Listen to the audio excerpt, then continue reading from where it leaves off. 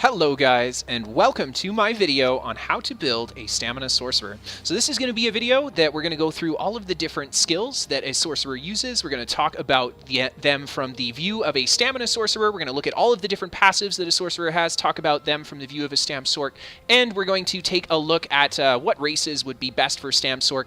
And of course we're going to be talking about all kinds of different builds, not just purely a stam damage sorc. We're going to be looking at a stam tank sorc, etc.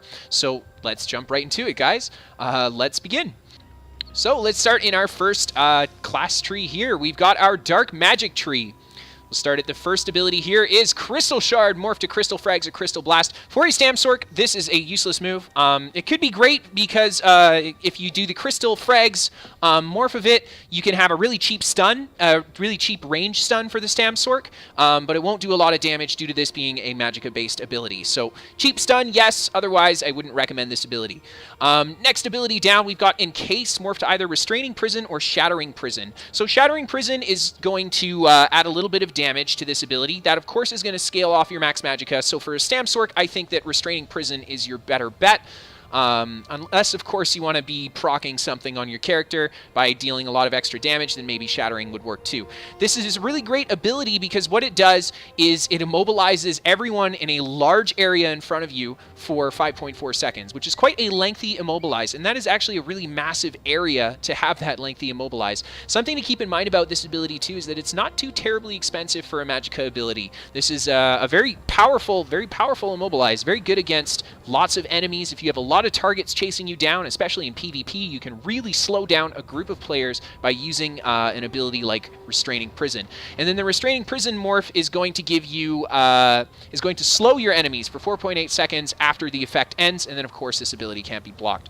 So there you go, guys. Absolutely amazing ability for stam sorc. One thing to keep in mind about stam sorc is that they are very, very mobile. They're very mobile, probably the fastest class in the game, so definitely actually the fastest class in the game. So having a very powerful AoE immobilize like this fits very well with that mobility that the stam sorc gets. The next ability that we have down, guys, is Rune Prison, and this is morphed to either Defensive Rune or Rune Cage. Now, this is actually a really good ability. Let's look at just what the base morph does here. Imprison an enemy in a sphere of dark magic, disorienting them for 18.1 seconds. The disorient is broken if the enemy takes damage. You can only have one Rune Prison active at a time. So this is a great long-distance stun. It's only got actually... It's got a pretty decent range, actually, 28 meters range. So it's a great long-distance disorient that, of course, will be broken if you attack them again. Very similar to the Nightblade's Malefic Wrath kind of ability. We look at our different morphs here. One of them is going to have the spell cast on yourself, and it'll disorient the next opponent who attacks you. This is a really, really powerful ability for stam sorc. I've played a lot of different classes in this game, and I will tell you one thing, especially in a PvP situation, if you have an ability that is going to make an opponent stun themselves when they attack you, it is going to give you such an edge in that fight. Very, very powerful ability to have. So Defensive Rune, an incredibly good morph of this ability for stam or Magicka sorc. And then finally, we've got Rune Cage, which allows you to stack dots on the target, but if you hit them with any direct attacks, they will break the disorient. So this is kind of a cool ability, but it doesn't really have much application outside of playing a dot-based build. Then you could use this ability to suppress someone and let your dots tick away on them. I would say Defensive Rune is probably your best bet for this ability, though. Dark Exchange, morph to either Dark Conversion or Dark Deal. So we're going to take a look at Dark Deal because this is the one that's going to restore your health and max stamina, and it's going to cost you 2,700 magicka. So this is just like a channeled ability, and you're just converting your magicka into health and stamina. It's a very strong heal, very strong sustain ability for a stam sorc. Dark Conversion does the same thing, but turns stamina into health and magicka. I would recommend for the stam sorc you go with Dark Deal, unless you find yourself to have absolutely incredible stamina sustain and you feel like you're lacking on the magicka, then maybe go for Dark Conversion. It is nice that either morph that you pick here will be a heal for you, so that's pretty great. It's just about what you want to spend to get the other resource of. So this kind of makes it so you can build your stam sorc to really focus on one resource pool, and you can use something like this to either bulk up the other resource pool, or if you just want to build like a really glassy stam sorc that deals a ton of damage, this is a good way to do it too, because this will give you the sustain that you need without you having to build it into your character. Okay, so let's take a look at the next ability for stam sorc, guys. Daedric Mines morph to either Daedric Minefield or Daedric Tomb. Now, this is a great ability because it deals a lot of damage, and then, of course, it gives an Immobilize, but look at that cost, 5,473 Magicka. That is not an ability that you will be casting often on a Stamina Sorc. So there you have it, guys. Honestly, because this is a Magicka-based ability, I don't think it's really worth investing to in a Stam Sorc. Maybe if you want the Immobilize that it gives, you could, but you ultimately have Encase, which is going to be cheaper and provide a bigger AoE radius for that Immobilize anyway. So for the Stam Sorc, I'd stay away from this ability. And of course, guys, we have got our ultimate in Dark Magic. This is Negate Magic morph to either Suppression Field or Absorption Field. These are both very powerful morphs of this ability. So what does the Negate do? Well, when you cast the Negate on something, anyone standing inside the area is unable to cast any magic-based abilities. So they become silenced, which means you can't cast any magic spells.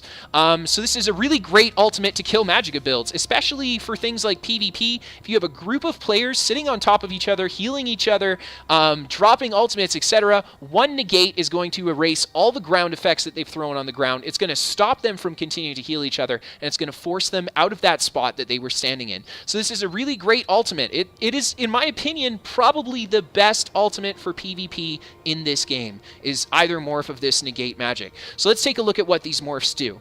The Absorption Field morph is going to heal you and your allies while you stand in it, which is great. It's very powerful healing. Can't be upset with that. Whereas the Suppression Field morph is going to do the opposite, and it's going to deal damage to enemies while they stand in it. So there you have it, guys. Two kind of different approaches with it. One's a defensive, one's an offensive morph. But when it comes down to it, the fact that it applies that big zone of AoE silence is what makes Negate so, so powerful. So very strong ultimate, guys. I would definitely recommend it for any Sorcerer build you want to play. So let's take a look at these passives, guys. How does this kind of tie into our Sorcerer? We've got Unholy Knowledge. Reduce Magicka and Stamina cost of your abilities by 5%. That's a really good passive. 5% flat cost reduction. We know that in the coming Morrowind patch, ZeniMax is doing their darnest to nerf the crap out of cost reduction. So here is Sorc sitting at the top with reduced cost, 5% off of the Magicka Stam costs. It's very comparable to Templar, who gets 4% off of everything Magicka Stam and Ultimate. We've got Blood Magic, the next ability down. Hitting an enemy with a Dark Magic ability heals you for 9% of your max health. Now, this could be very good for, like, a Stam tank Sorc. I mean, like, taking Blood Magic into effect, if you had 50k HP and you just spammed your Shattering Prison, because I'm pretty sure... I don't know. You might have to do damage to proc this passive. I'm actually not sure if you have to do damage to proc Blood Magic or not, but you could use your Encase on a tank to kind of keep yourself from dying, and not just that, but make yourself very tanky and make your opponents have a really tough time getting on top of you to kill you. But for the most part, a lot of the abilities that we have in our Blood Magic ability that we hit opponents with are going to be entirely magic-based. So for a stamina...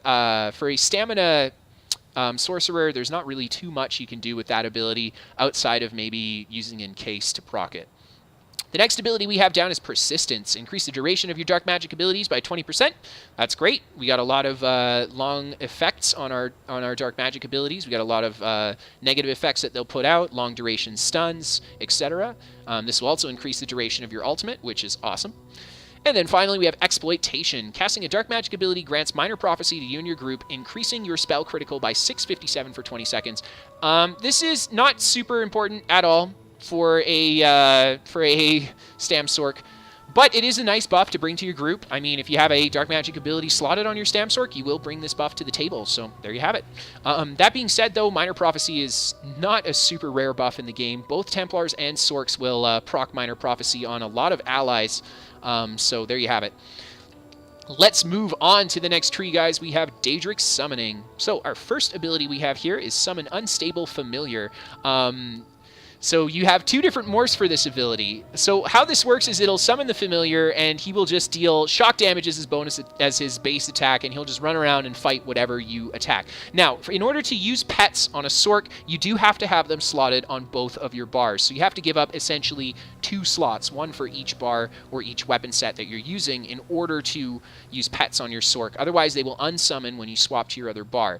Now, you could always run like one bar and summon the pets on it and just not swap out of it unless you need to. But for the most part, I think if you want to run pets, it's best to have it on 2 bars. You don't want to be summoning and unsummoning them all the time. So let's take a look at the morphs here. The Summon Volatile Familiar will summon a Volatile Familiar. Once summoned, you can activate the special ability to pulse area damage and stun enemies on the final hit. And this lasts for 8 seconds, so it'll pulse for 8 seconds, and then the final hit will pulse and stun all enemies hit for 3 seconds. So this is kind of an okay ability for a stamina sorc. I would not recommend the Daedric summoning pet for the most part. The Unstable Clan Fear is a great option as the other morph simply because it deals physical damage. So this is going to deal a flat up more base damage than what your Volatile Familiar was dealing. On top of that, unsummoning the Clan Fear morph will heal you for 35% of your max HP. So you got 2 very different morphs here. One's going to be kind of like a healing-based pet that deals more damage on a physical build, whereas one will be the magic-based pet that'll give you that AoE stun. For the most part, unless you really need that extra AoE crowd control, I would recommend going for the Unstable Clan Fear if you want to run a pet for the Stam Sorc and you're not really sure what pet to pick.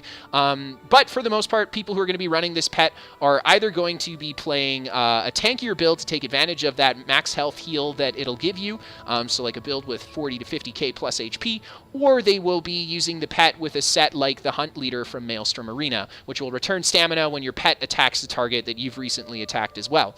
So there you have it, guys. Quick little check at those pets there. Not really a super great ability, though, for the average Stamplar build. As a DPS, the average Stam Sorc build. As a DPS Stam Sorc, I seriously wouldn't recommend either of these unless you need them for a set. Then we've got Daedric Curse, morph to Haunting or Daedric Prey. We're just going to look over Haunting and Daedric Curse simply because it's magic damage based. It's not going to do a lot of damage for the Stamplar. Daedric Prey can be great because your pets will deal additional damage to the target that they're attacking. So there you have it. It can be really great if you're playing a pet-based Stamplar or Stam Sorc build. So it's a good option. Otherwise, I wouldn't pick the other morph as it will not benefit you if you're playing a Stam build.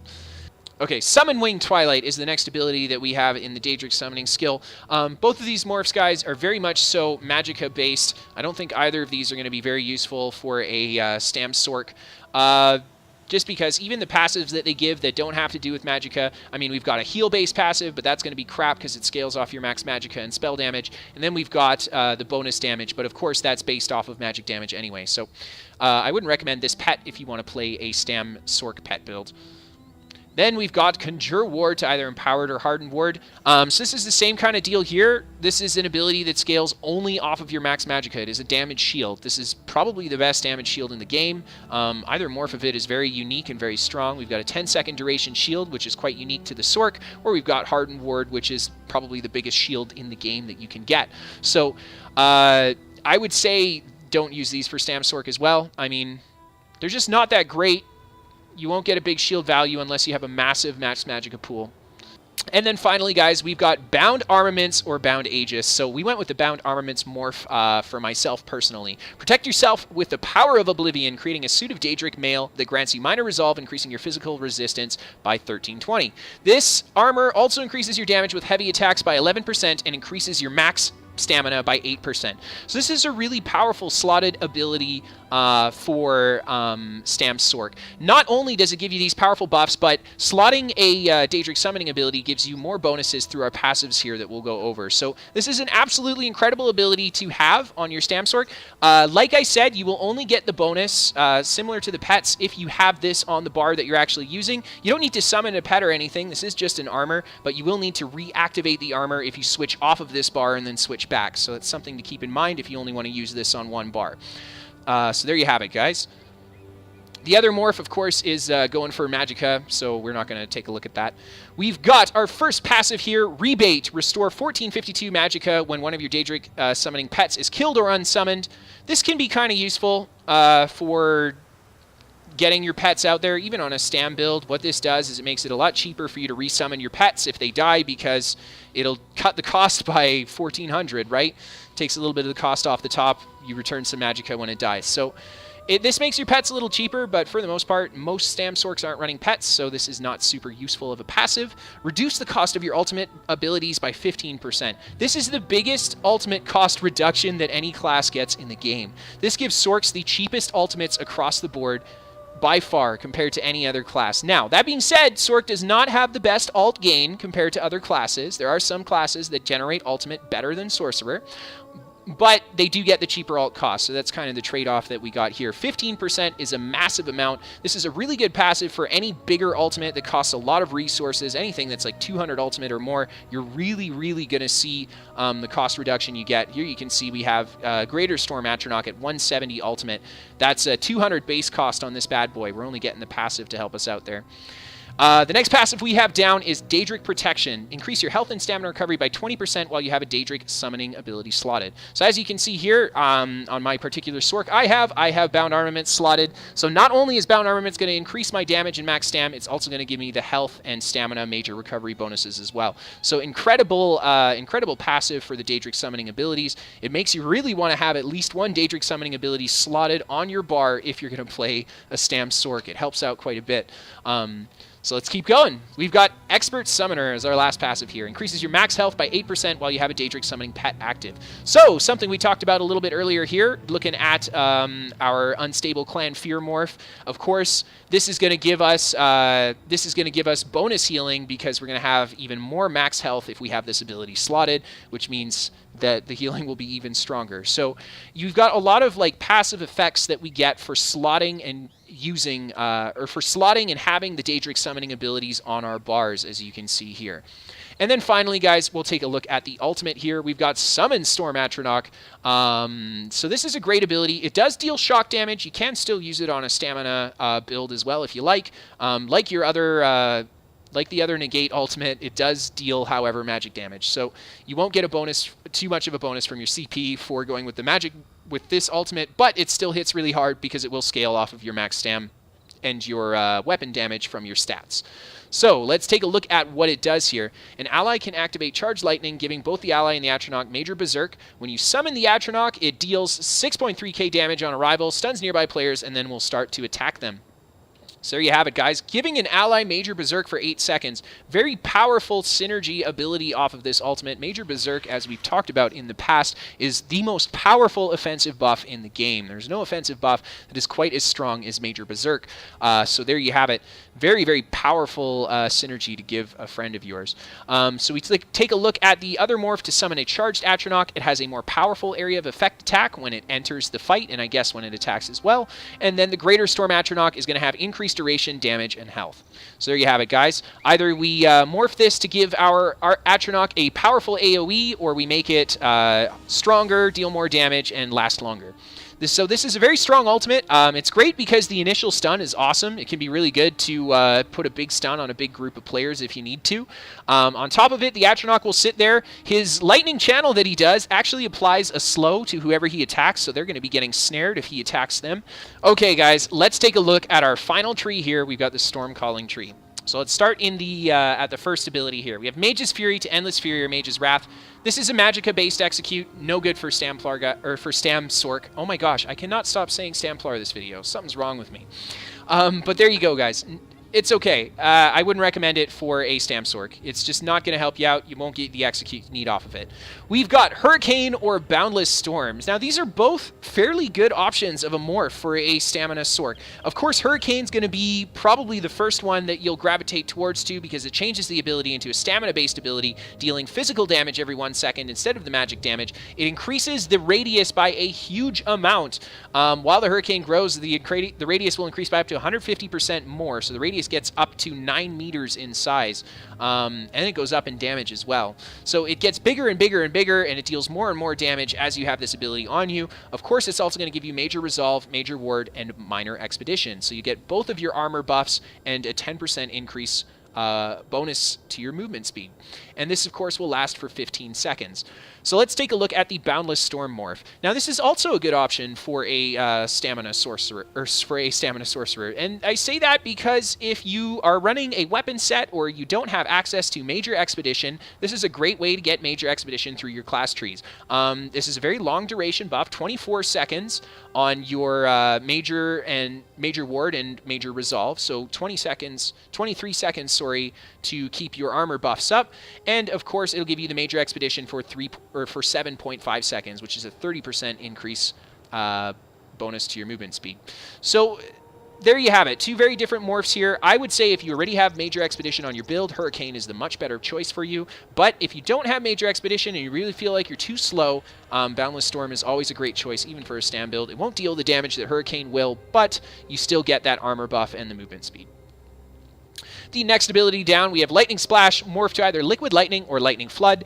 These are both magic-based abilities, not great for Stam Sorc. The next ability we have down is Critical Surge. Now, your two morphs here are either Critical Surge or Power Surge. I've gone with Critical Surge because it gives you Major Brutality, increasing your weapon damage. Power Surge will give you both. It'll increase your weapon and spell damage. But Critical Surge will give you better healing than Power Surge will. That's kind of the trade-off. So this makes this ability essentially better for stamina builds. You actually get more healing power out of this skill if you run Critical Surge on a stam build than if you run Power Surge on a Magicka build. Now, the trade-off there is that you could run Crit Surge on the Magicka build and have the same amount of healing, but you'd have to find access to your Major Sorcery somewhere. So this is a really powerful buff ability for the Sorc. I really like this ability because it heals you on your crits. 3,323 health every time you land a critical strike on a 1-second cooldown. So if you have a high crit chance on a Sorc, you can have an absolute insane amount of healing coming from your character. Even just dotting up an opponent is going to heal you like crazy. Poison inject one opponent and run away, and those injection crits are going to heal you a lot. So very powerful amount of healing coming from this ability. Awesome that we get Major Brutality with it as well. And then, guys, our final ability here is Streak. This is our final normal ability. We've got Streak or Ball of Lightning. These are both very powerful abilities. Streak is going to teleport you forward. I'm sure you guys have seen this ability in-game when a Sorc does that lightning teleport and they zap forward. The Streak morph is going to stun everyone that you teleport through, whereas the Ball of Lightning morph is going to leave a ball behind that will absorb any projectiles that come towards you. So there you have it. You have two very different kind of morphs for this mobility move here. Either the big AoE stun, which, in my opinion, is the strongest stun in the game. I don't think there's a better stun. Seriously, I don't think there's a single ability that covers more area and stuns more players that isn't an ultimate. I just don't. I think Streak is by far the best here in the game. And then Ball of Lightning is a very good morph as well to absorb those projectiles, but my personal opinion is that Streak is the better choice simply because that stun is too invaluable, especially for PvP. So there you have it, guys. Both great abilities for a Stam Sorc, though. So let's take a look at the ultimate we have here. We've got Overload, morphed to either Energy Overload or Power Overload. So if you guys don't know how Overload works, it charges your fist with lightning, and your light attacks will now shoot lightning bolts. You can no longer animation cancel once you use Overload. Your lightning attacks count. They share the same cooldown as a casted skill cooldown. So your outgoing damage is really high, but it's very predictable and very easy to dodge when you use Overload. The AoE attack that it does is really great. You hold down the heavy attack and you do a big, like, Star Wars-esque Sith Lord lightning zap. Very strong AoE as well. But like I said, there's no weaving with these abilities. So the big advantage of running Overload, guys, is that when you use Overload, it gives you access to a second or a third bar. Your Overload bar can be full of buffs and abilities that you wouldn't normally run on your 2 bars, and you can activate Overload to get access to those longer duration or very situational abilities for your Sorc. So this is a really cool ability because it essentially unlocks a third Sorc bar if you need it to work that way. So taking a look at the morphs here, Energy Overload, our light and heavy attacks are going to restore Magicka, but they'll deal a little bit less damage, whereas Power Overload increase the range and radius of heavy attacks. That is the Overload ability there. And of course, this is a toggle, so you can just turn it off. As long as you have 64 or higher ultimate, you'll be able to turn your Overload on and off at no cost. But when you use it, it will start costing you ultimate. So there you have it, guys. Very powerful storm calling abilities. Let's take a look at the passives here and see how they kind of play into Stam Sorc. Increase your Magicka recovery by 10%. That's not a bad ability for Stam Sorc. I mean, doesn't matter if you're playing Magicka or Stamina build, you're going to be using abilities probably from both pools for the most part. Even if you have predominantly all Stamina abilities, there's going to be at least one Magicka ability that you'll cast. So this does not hurt. A little bit more sustain on top. Absolutely great. 10% increased recovery is not bad at all. Let's take a look at the Energized passive. Increase your physical and shock damage by 5%.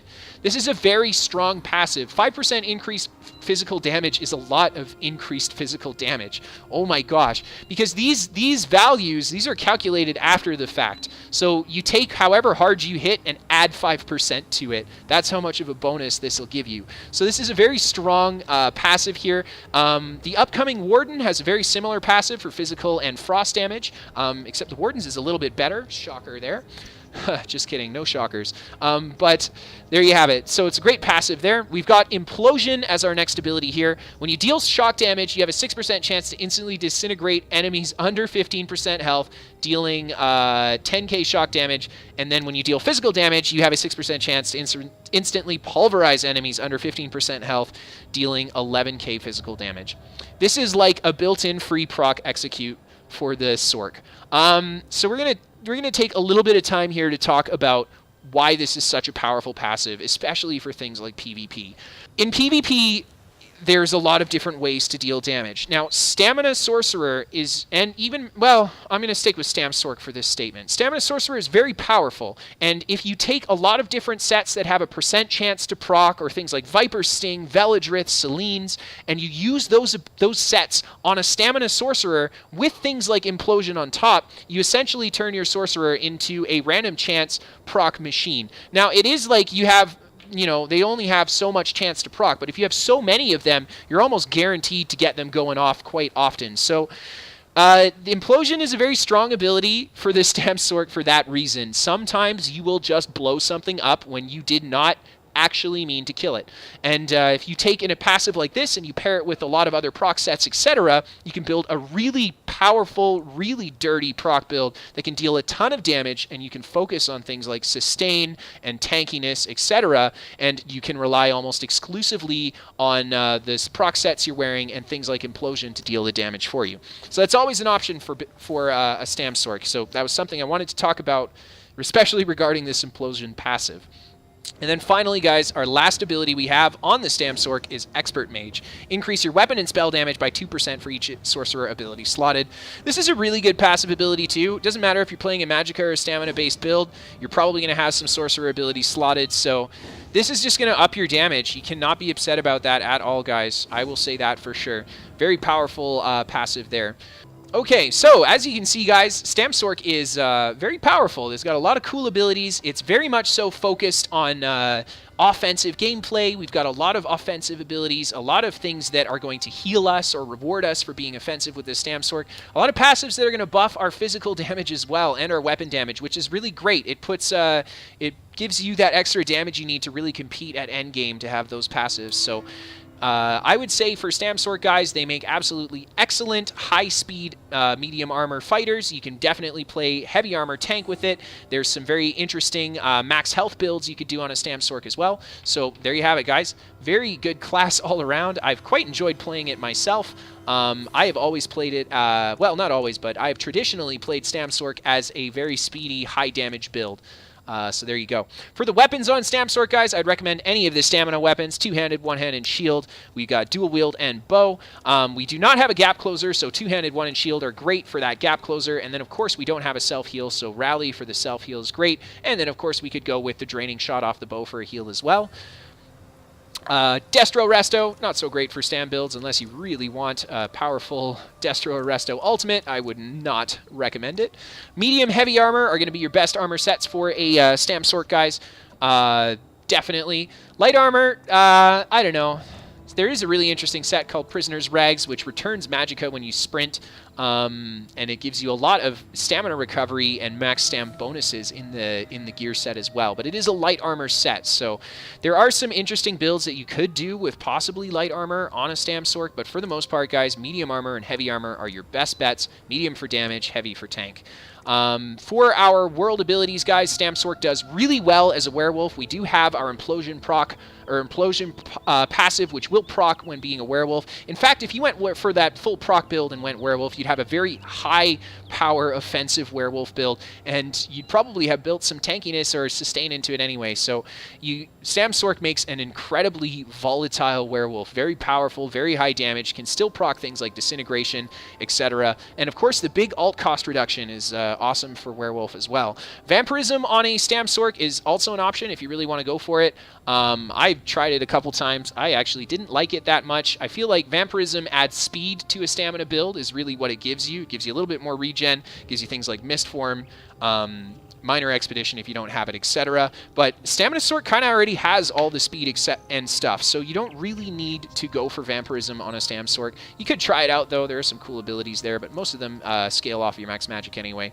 For our guilds, I would say get your Fighters Guild leveled up to 10, guys, for any Stam build. Lots of great abilities on the Fighters Guild tree as well, if you want to check them out. Great passives, too.